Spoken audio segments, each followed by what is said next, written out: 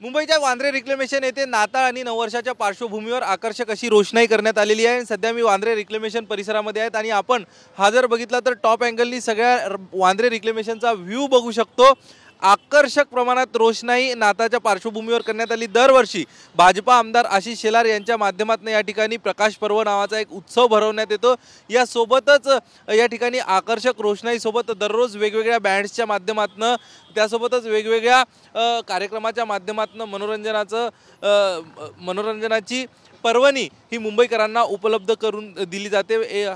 त्यासोबतच आपण जर बघितलं तर मोठ्या संख्येने मुंबईकर या ठिकाणी वांद्रे रिक्लेमेशन परिसरामध्ये येत असल्याचं चित्र आपल्याला बघायला मिळतं आणि ही संपूर्ण वाहनांची लांबच लांब रांग आपण बघू शकतो।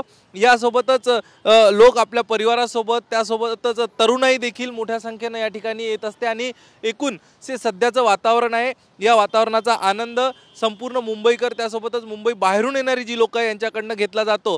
यात भर म्हणजे अलीकडच्या काळात मुंबईमध्ये गुलाबी अशी थंडी पडलेली आहे, त्यामुळं संपूर्ण मुंबईकर असतील किंवा या ठिकाणी येणारे जे लोक असतील त्यांचा नाताळ यासोबतच नववर्ष येतंय याबाबतचा जो आनंद आहे हा द्विगुणित होण्यात मदत होतोय। कॅमेरा पर्सन आदिलसह अक्षय कुडकेलवार TV9 मराठी मुंबई।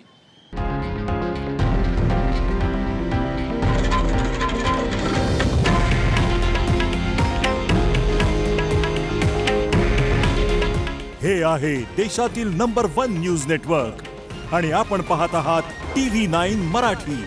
काळजी तुमची, हित महाराष्ट्राचं।